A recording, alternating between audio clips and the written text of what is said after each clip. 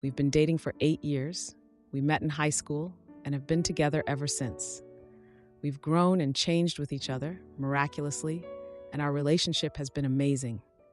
We were always communicative to each other, always doted on one another, have inside jokes that are years long, and have become so comfortable with who we are as a couple. Our relationship, by all means, is a wonderful one. But I guess I wouldn't be posting here if it was so wonderful, would I? As we've entered into adulthood, I started asking the bigger questions that I realized I wasn't really getting answers on. He's been against having kids, but I want kids. My biggest advice I received was to wait for his real answer when we were older, because I asked these questions after dating for 4 years. I asked him what he wanted to do with his future, where he saw himself career-wise, and what he was feeling about who he was as a person. If he was changing and growing, to be honest, whenever we speak about these things, I always feel like it gets really quiet. He becomes shorter with his words. A lot of I don't knows. After asking questions many times, I get some answers once he's thought about it. But this scenario has always been regular for us. I'm asking bigger questions, trying to get feedback, and he gives little answers and asks to think about them. But we have always moved along. Next day, next season. We're really happy with each other. We cuddle and watch Netflix TV shows, go to the ice rink, having romantic dinners, and tell each other how much we adore one another. But those questions start to bother me. Why doesn't he want to answer them? Why doesn't he ask those about me? Is it necessarily bad that he doesn't want to ask? I mean, we're only in our 20s. But we've been dating for 8 years. The toss and turn was agonizing. I felt like I was waiting for an answer for a question I asked years ago, regardless of the timeline. I felt more and more pressure to have them answered because we've been talking about marriage. When I would forget that those questions were so important to me, everything was hunky-dory. We'd talk about where we would live, the animals we would have, and name them, the kinds of TV shows we'd watch on a weekly basis. I pushed the issues I had been feeling in my core back inside, because I figured, if I'm a patient girlfriend, a loving one, a supportive one, our relationship will get better. How long we've stayed together is testament to our ability to grow together. We've done it this long, why wouldn't it continue happening? But it hasn't. It really hasn't, guys. This last weekend, something snapped. We were looking for places to live. We had 3 appointments. I was looking around the apartment, looking at the kitchen, looking at our bedroom. When we kissed each other goodbye after a post-appointment cuddle/nap, and I went back home. I burst out crying in the car. I was sobbing. When I got home, I called my mom. She came over. I was broken. Something died. Something straight up died. I don't know what's going on. I think I need to break up with him. I don't think this is the kind of change that I can ask of him. I don't think asking him to change is fair. It's not that I haven't been patient. I have. He has been giving me his answer to all my questions. I just haven't been happy with what they are. The silence, the skirting around the topic, the I don't knows. I thought we could grow through any scenario, but moving in together put it all into perspective for me. I'm not ready to move in with this guy. Earlier in the year, he told me he was all right with kids, with having them too. After that conversation, such a huge flood of relief hit me that I think spurred this season of ignorance. He answered my big question, so I was happy. But the reality is setting in. Does he actually mean that? Did he say that to appease my asking? He has told me that I'm the best thing to happen to him, that he loves me, and that I inspire him to be a better person, and that he's happy he's with me because he wouldn't know how to date anyone else at this point since we've been together for so long. I wish he had the motivation and drive and a goal for himself. I wish he thought about his future. I wish he was more excited about life, more positive about life. I wish he wasn't so angry at people and himself. I wish he approached his problems readily and openly. I wish he was more emotionally available. I wish I knew how to do this without destroying him, because I think it will. His family would all turn on him, I know it. We've been talking about marriage, we're looking at places to live together, and I just imploded. I imploded. My gut is telling me to do this, and it's never been wrong. But how? How on earth do I do this? Now for a few important comments. Hi, what you wrote really impacted me, and I would like to thank you for sharing that. I too have been feeling the same way as you in my own relationship, but I haven't been able to process the words. I don't really have advice. I haven't dealt with my situation, but what I will say is this: it is possible to grow from here. You are young, your future is bright, and you know what you want in life. You are too young to settle on the things that you will grow into. If you do break up, it won't be easy, but you sure as hell will make it through.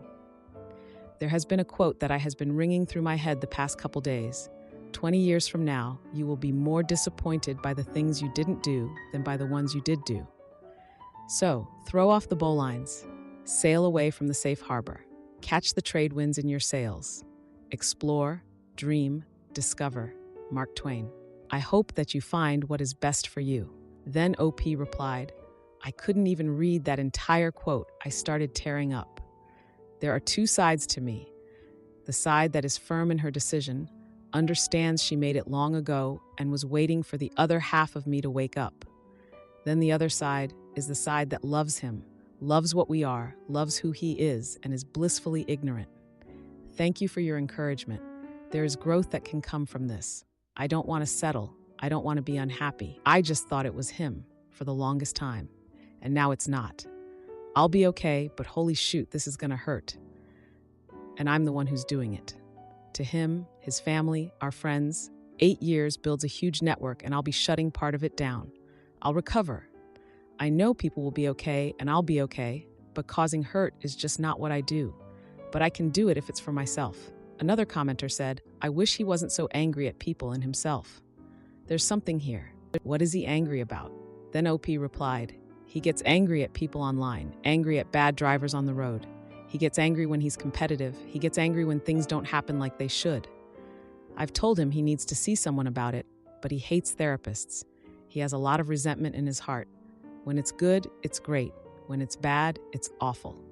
He's never violent, but he raises his voice, curses, and flips things over sometimes, like controllers or folders. I've never felt all right about it. Whenever he would start doing that stuff to me, I would put my foot down and let him know very clearly he is never to treat me that way. It's the single thing I've been unrelenting and strong about. He promised me the next time it became a problem, he would see someone about it, but there have been little bursts that don't warrant a problem, but are enough to put me on edge. This is a problem he doesn't want to address, for painful reasons, I think. But it has definitely added to the problem of me not wanting to be with him in the long term unless he got help and figured it out. When told she's not done growing and to be the best version of herself, she said, this is so real, and this is exactly why I posted on Reddit. And in a small way, even though I know he thinks I'm great too, I'd like to think that there's a best version of a partner out there for him too. Now for the 1 week update. So, the big conversation happened on Friday, a day earlier than what I was expecting. After writing this post and speaking to trusted family and friends, I decided I didn't want to wake up like I had all week feeling like shoot anymore. I'd open my eyes and just immediately feel that familiar pain in my chest. I wanted it to be over. He had been texting me normally in the week, so I knew he wasn't expecting this. It made it so much harder. That part wasn't easy. Texting him back very plainly to avoid lying or leading him on. But I asked him if he'd like to meet on Friday, and he said he'd love to. So I went over in the morning after running a few errands with my brother. He drove what he called the getaway car and said he'd pick me up when it was over. It was so hard. His family was decorating the house for Christmas. As soon as I got there, his mother asked me to help drape some garland across the front porch. I stood there with my heart in my throat, helping her out. As soon as I found a window, I walked into the house and found him in the kitchen. He was still in his pajamas. I asked if we could talk in his room, and he said sure. He wrapped me in a hug and rubbed my back, and it took everything not to cry right then.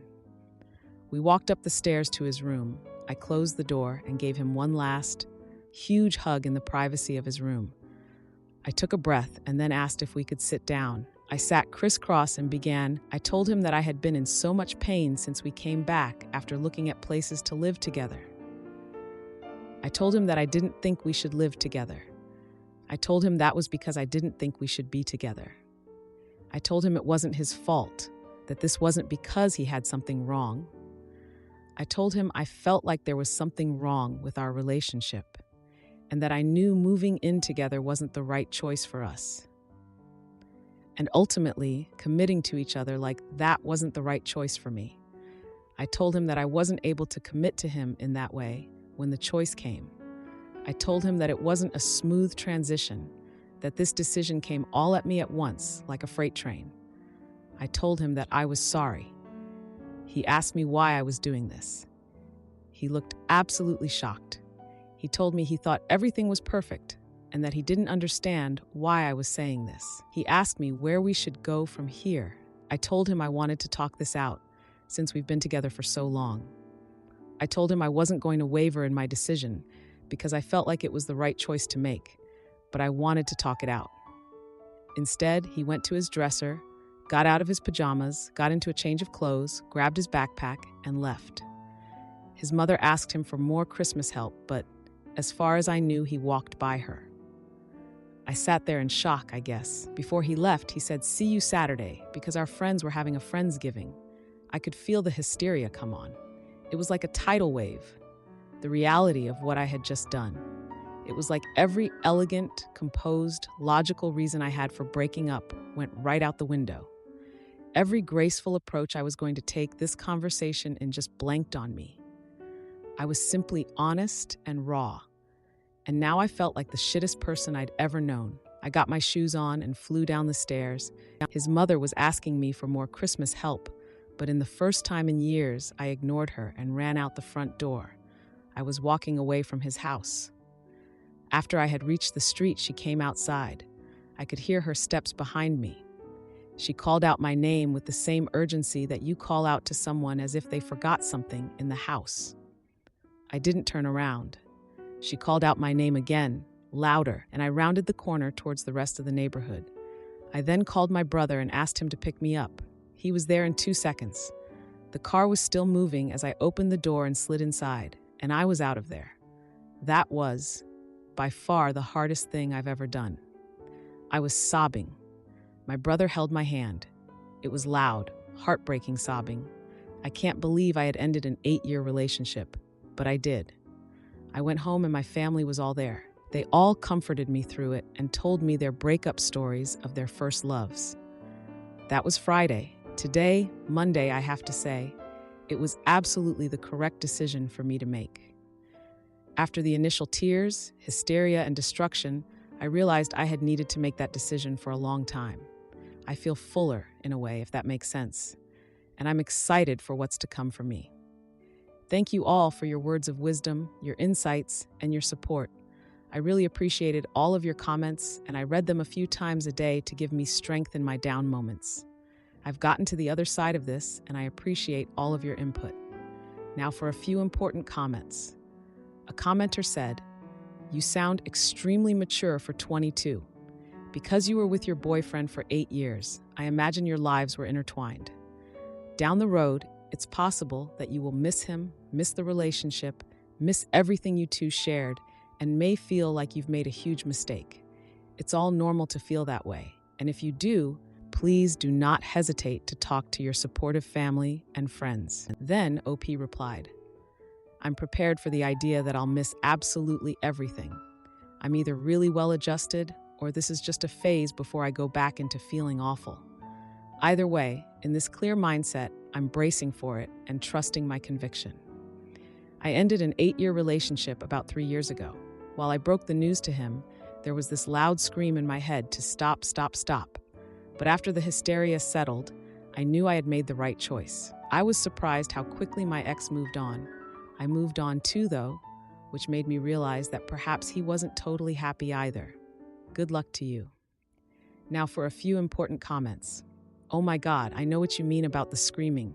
It felt like there was a spirit inside of me throwing chairs around my head screaming, "Why have you done this? Why would you?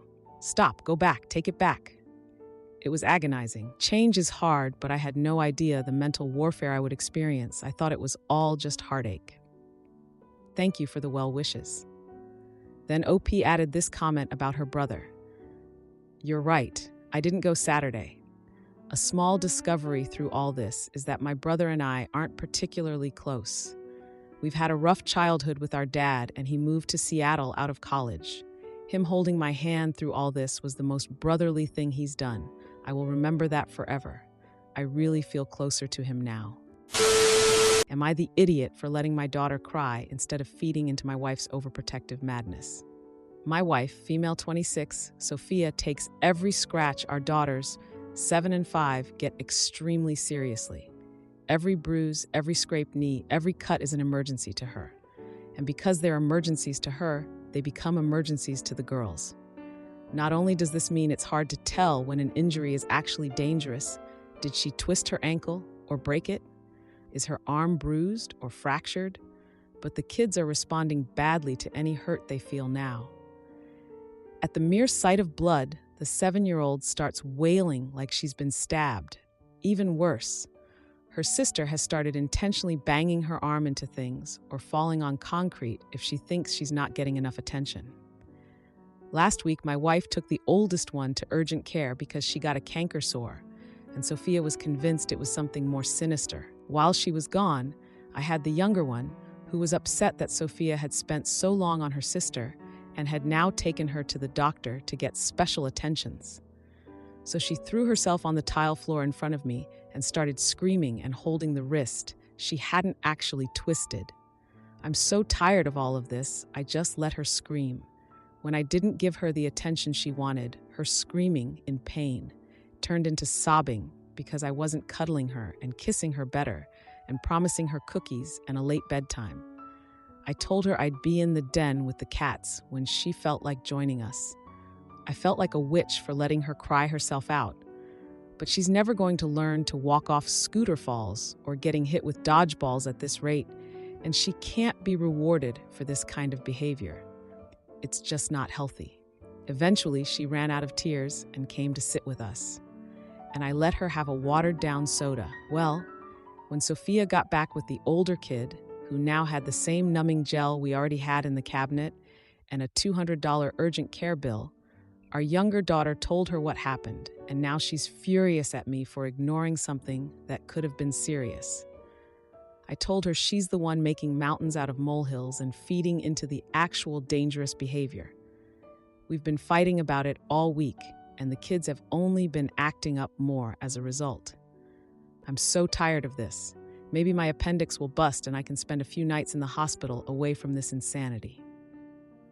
Now for a few important comments. When asked if her wife had PPD when she got pregnant and gave birth or had any medical trauma, OP said no and no. Both of them were adopted, and to the best of my knowledge, she's never had negative doctor experiences. If she had it, wouldn't make sense to keep dragging the girls in for scratched knees. She's absolutely setting them up for failure. She just refuses to see that. If someone here can convince her to see a therapist or an ounce of reason related to this specific situation, then they're miracle workers. She's great in almost every other aspect. I love her, but the constant coddling and panicking is getting ridiculous. When asked if they had infertility problems, OP replied, no. As far as I know, both of us were perfectly healthy reproductively speaking. All pregnancy is dangerous, and IVFs usually result in multiples, increasing the risks or forcing termination if it doesn't take right. And they're ridiculously expensive. A lot of places aren't exactly trustworthy when it comes to ensuring the health of sperm donors, etc. There wasn't a chance in hell I was ever carrying children, so that was out. She never fought to carry them. When we decided we wanted kids and we were in a place that it was feasible, we looked for agencies and found our girls. When asked about the relationship her wife has with their daughters and if she's overprotective, OP said, we've had long talks that always dissolve into arguments over the subject before. As I understand it, she really sees nothing wrong with what she's doing. She wants to make the girls feel like they'll be seen and taken care of, but she's going too far.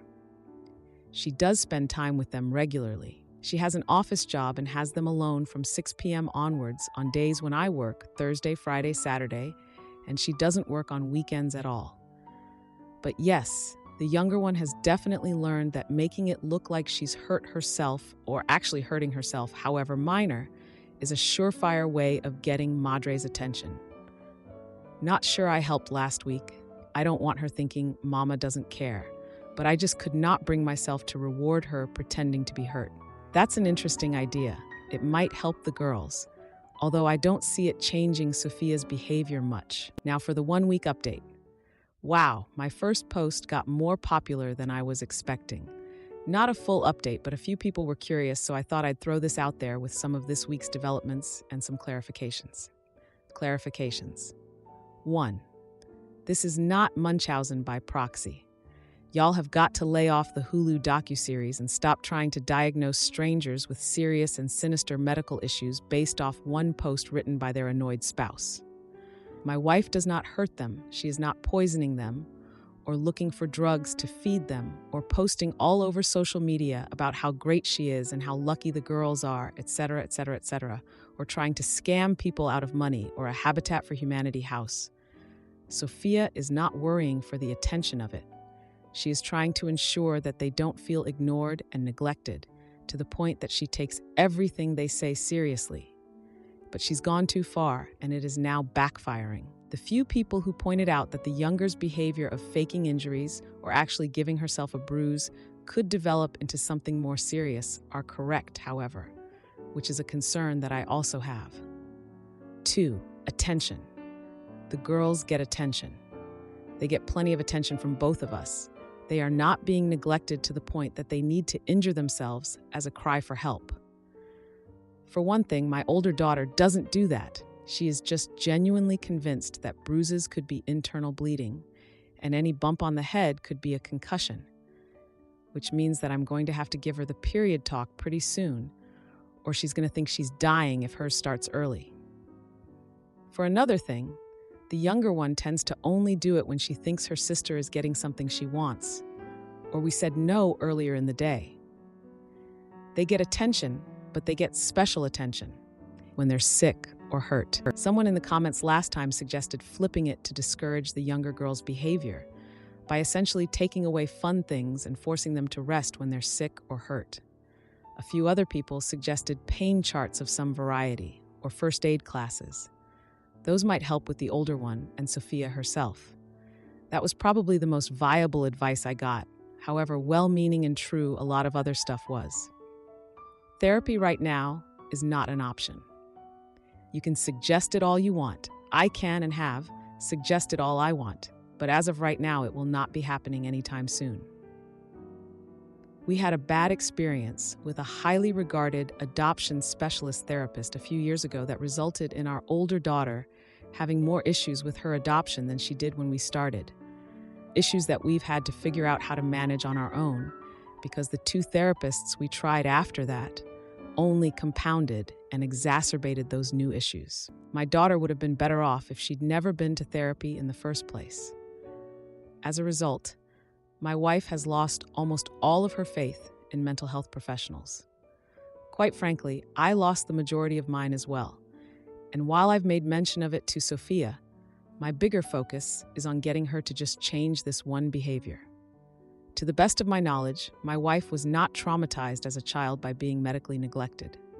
She doesn't have any long-term health issues, and she was never very involved in any physical and potentially dangerous sports when we were in school. Her family hasn't suffered from very many illnesses or accidents, even during Infection 19.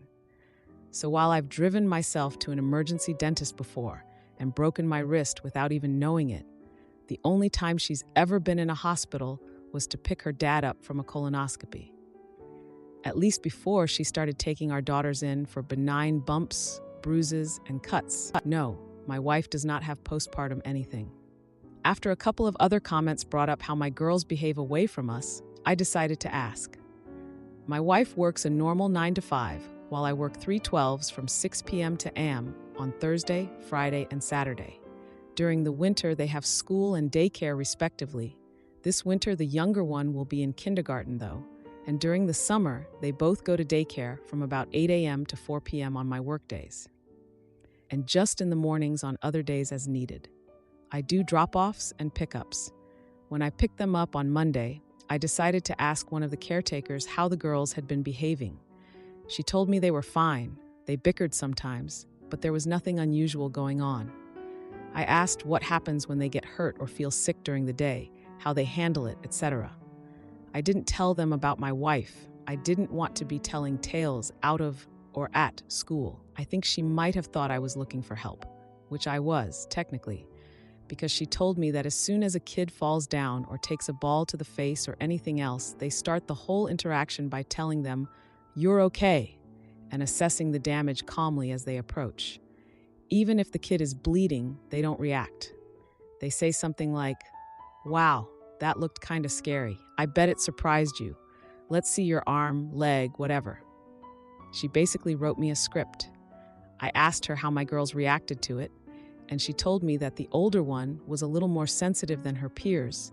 She cried easily, and they had to be extra firm with the "you're okays" with her.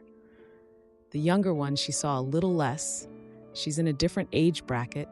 She only just turned 5, so she's still technically in the pre-K group, but she'd never heard anything about her. I asked what exactly they do if a kid is bleeding or bruised. For bruises, they can sit with a little ice pack for 15 minutes before they need to come back to the ground, unless it's actually serious.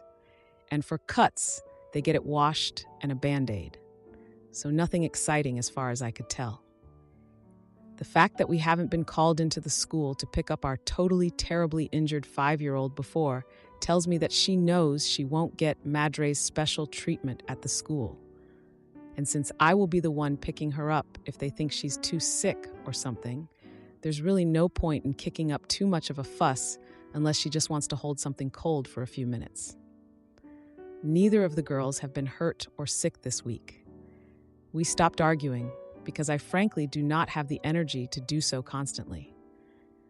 I'll look into the pain chart in first aid classes and bring up boring damage mitigation soon, once we've both had time to calm down. Now for a few important comments. I'm going to put this here since apparently it needs to be said. I am aware that saying "it's okay" or "you're okay," the way the daycare workers do, is a good idea. This is what I have been trying to implement for a long time. Even if a child is genuinely hurt, adults need to remain calm to keep the child calm. If an adult is upset, then the already upset kid will become more upset. And if that kid isn't upset, then they will be when they see their parents freaking out. I am not looking for excitement. I genuinely have no idea how you read my post and got that impression. None. If I'm playing checkers, you've started a game of chess. I am trying to end the excitement. When I said nothing exciting in my post, it was not because I don't want to implement something boring. It's because I do. I very much want my kids being hurt to stop being exciting or rewarding. That is the entire point of everything here, of a week of arguing, of every other argument before this one. There was no one working up my older daughter. The younger one wasn't getting rewarded. If anything, being hurt at daycare got her essentially a timeout with an ice pack or rubbing alcohol and a pat on the back. That is a good thing. That is what I want. When asked about communicating with his wife about their daughters on how to react if they got hurt, OP said, "I've talked with her a lot about it. It used to start when she was already worked up because one of the girls was hurt or something, and I'd try to calm her down and help the girls calm down. She'd be so keyed up that it would turn into a fight fast. So after a while, I stopped trying to interfere at the time because us arguing while one girl and inevitably the other cried wasn't exactly helpful.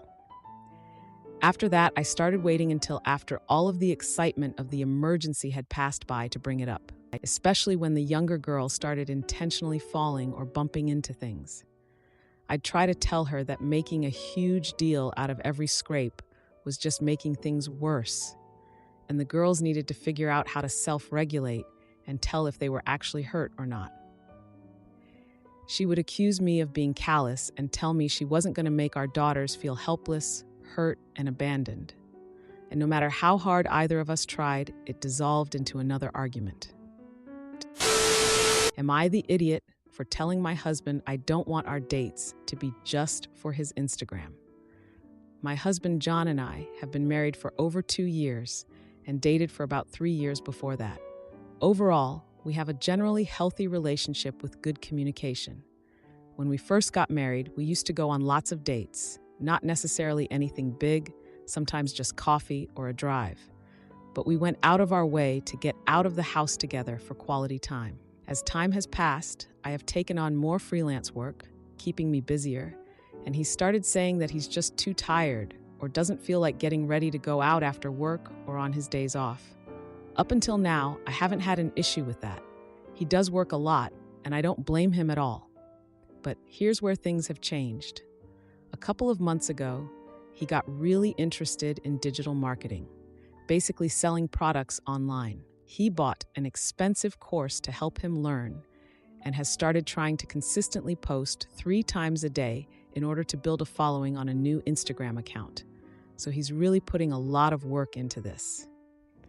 I'm not holding my breath that it will work out for several reasons that I won't get into here, but I've never discouraged him from doing it. When he gets stressed, I encourage him. I tell him often that I'm proud of all his hard work, etc. I only mention that to say that I'm not against him trying this out and haven't put him down for it ever. But this is why I've gotten a little sad. Last week, we went on a cute date after he got off work on Saturday, and I loved it. We laughed and talked and generally had a great time like those first dates after getting married. While we were on the date, I had an idea for a cute reel that took maybe 5 minutes to record. And then I put my phone away for the rest of the time. When we got home, I created and posted the reel, adding him as a collaborator with his new digital marketing Instagram account at his request. I guess he's gotten advice to post real-life things, not just videos trying to sell. No biggie. I didn't mind. Well, since I already have a following, small but bigger than his, that reel did better than any of the other ones on his account. Great, we both thought. But now he's asked to go on a small date every Saturday. At first, I was so happy. I'd love to get back to our regular dates, but then he said it would be so that we could get content for his page. He asked if I could be a collaborator on all or most of the posts, but if he could post them himself so he gets the credit for the engagement. I guess all the view, likes, etc. don't actually bump his page analytics since I was the one who created the post. I'm feeling hurt because for over a year, he hasn't shown much interest in taking me out. Now all of a sudden, because he needs content and saw how I could help his view count go up, he wants to go on dates, though. I guess I'm just feeling used and like I'm not any kind of a priority. I feel like the dates won't even count as actual dates because he's not asking to go out to spend time with me. I do want to reiterate that I'm not opposed to him doing this side job, and I'm not even opposed to helping him or collaborating on posts, though I'd prefer not to do it every week. I'm actually really happy, whether or not it works out as a moneymaker, that he's just putting a lot of effort into something that excites him. I haven't seen him this into anything, maybe ever. I'm asking for advice because I don't know if I should bring this up to him or not. And if I do, what should I say? The last thing I want to do is make him feel bad or discourage him in his new endeavor. Should I just be grateful to be going on dates again? Am I being selfish? Thanks for any and all advice, and sorry if this is very long. If this could be posted to sub, I'm open to suggestions. I couldn't post to relationship advice because it has a yes or no question, lol. Edit, because so many people are getting hung up on the double standard of me making content on the date but not wanting him to. I just want to clarify that I'm not a content creator by any means. I asked if he'd want to do this reel, and he said yes. And it's not a regular thing, as I don't post much. To me, the difference here is that the whole point of these dates moving forward will be to get content. And for him, it will be work. Where for me, it was just a fun thing for us. Maybe this doesn't make a difference, but that's just how I see it in my head. Now for a few important comments. So he is in an MLM, and he admitted that his wanting to go out with you is to support his cultish business rather than because he values the time. That hurts. I get it. I'm sorry. I do want to say that these companies' opportunities, MLMs, are very scripted, high pressure, and designed to make people think if they fail, they are at fault, despite the actual setup being a massive reason for the failure. They literally borrow cult tactics in order to prey on people. I think you should talk about your feelings, but I also think you should tread lightly because the whole system is designed for him to be defensive if you bring up reason. It's part of the gig. Hugs, I'm sorry. How about you tell him how you feel and that a date is a date, reels are for work. If he wants to go on dates just to get views, those can be only 1 on 5 dates if you are comfortable with even that. Communicate. Now for the 10-day update. So, first of all, thank you to the vast majority of you who were logical and kind, and screw the people who immediately jumped to bashing women. In 2024? Really? Anyways, here's what I ended up doing. Many of the comments said that the best thing to do was probably just take the win and find the good in my situation. But if it's really bothering me, to bring it up to John. I honestly didn't want to, but I didn't want to be upset on every date either, so I decided to give it a trial run and see how I felt after. I waited 2 weeks to make a decision and chose to go ahead and mention it to him.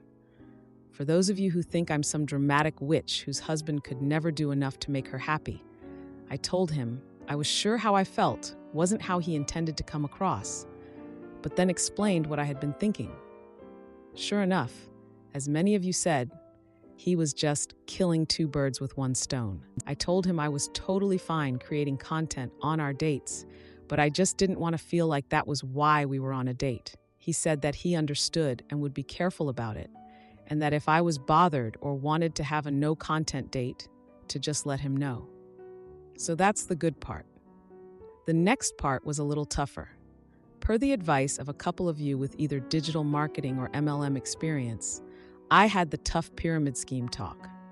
I told him before, during, and after this conversation that no matter what he chooses to do, I will support him and help him. But I also explained to him a few things. How the marketing was misleading, how most people lose money instead of making it, how they will try to keep trying to get him to spend more money to make it work, etc. I also suggested that he track his hours of learning, content creating, and posting, so that even if he does start making sales, he can decide if the time is worth the payout. I probably mentioned other things as well, but I don't remember what if so. I have always been very anti-MLM and like to think I know a lot about it, so I just tried to give him all the basic info in a kind way. After all that, I told him if he wanted to keep trying, I was for it as long as he doesn't invest any more money before he makes some. I also told him how I was so proud of all the work he put into his side hustle so far, and how I loved that he was excited about it, how he's been getting up early to work out because of it. He will record parts of his run stretches, etc., but actually does a full workout or run. And I love how it's energized him. Understandably, he was a little sad and quiet, but he understood everything and wasn't mad at all. This was all last night, and he was totally back to normal before bed. And he's continued posting today. So I guess I didn't hurt his feelings or discourage him like I thought I might. That's the whole reason I waited so long, but I guess it would have been fine all along. I am looking forward to our weekly dates and to the fact that we will be able to look back and remember them all since we will have videos from each one. Again, grateful for all of your kind words, and I'm happy to answer comments or questions.